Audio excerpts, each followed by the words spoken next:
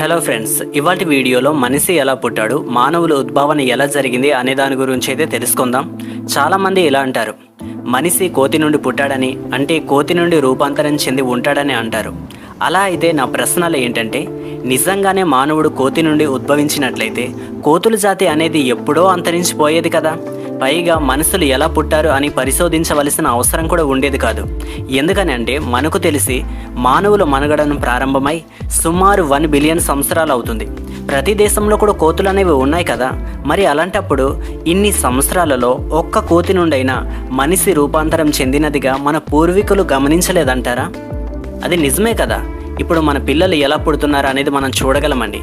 అలానే పూర్వీకులలో కూడా వాళ్ళ పిల్లలు ఎక్కడి నుండి వస్తున్నారు, నిజంగా ఒక కోతి నుండి ఇలా రూపాంతరంగా మారుతున్నారు అనేది వారు గమనించలేకపోయారంటారా? సో దీని గురించి పరిశోధన చేయాల్సినటువంటి అవసరమే లేదండి. దీని గురించి ఇంతగా పరిశోధన చేస్తున్నారు అంటే మానవులమైనటువంటి మనకే తెలియదు మనం ఏ విధంగా వచ్చాం, మనం ఏ విధంగా ఉద్భవించాం. మనం ఉన్నట్టుండి ఒక మానవునిగా మనం రూపాంతరం చెందామా, లేదంటే భగవంతుని సృష్టి అనే దాని గురించి ఖచ్చితంగా మనం ఆలోచన చేయాలి. ఓకే, సరే, ఇప్పుడు సైన్స్ ఆధారంగానే చూసుకుంటే కోతి నుండి మనిషి ఉద్భవించాడే అనుకుందాం. అలా అయితే మొదటి మనిషి ఆఫ్రికాలోనే పుట్టాడు అంటారు కదా.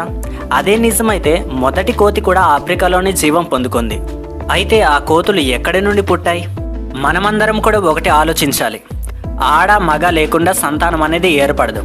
అలాంటప్పుడు కోతులు రూపాంతరం చెందుతూ మనిషిగా మారాయి అంటారు కదా. మరి ఆ కోతుల్లో మొదట పుట్టిన మనిషి ఎవరు?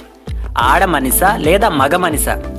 శాస్త్రవేత్తలు చెప్తున్న విధంగా కోతుల నుండే మనుషులు ఉద్భవించారు, రూపాంతరం చెందారు అనుకుందాం.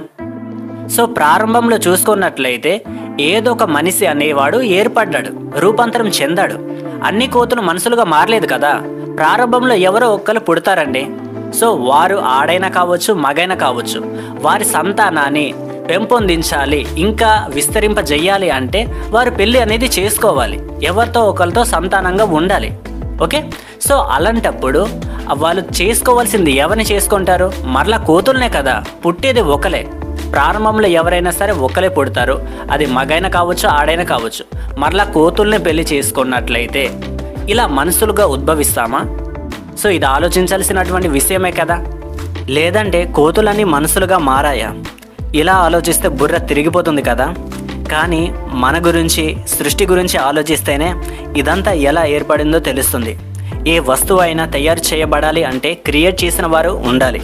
క్రియేటర్ లేకుండా ఏది కూడా సృష్టించబడదు. సో ఇదంతా కూడా నేను ఎందుకని చెప్తున్నాను అంటే సైన్స్ అనేది ఎంత గొప్పదని మనందరికీ తెలిసిందే. కానీ దేవుడు కూడా అంతే గొప్పవాడు.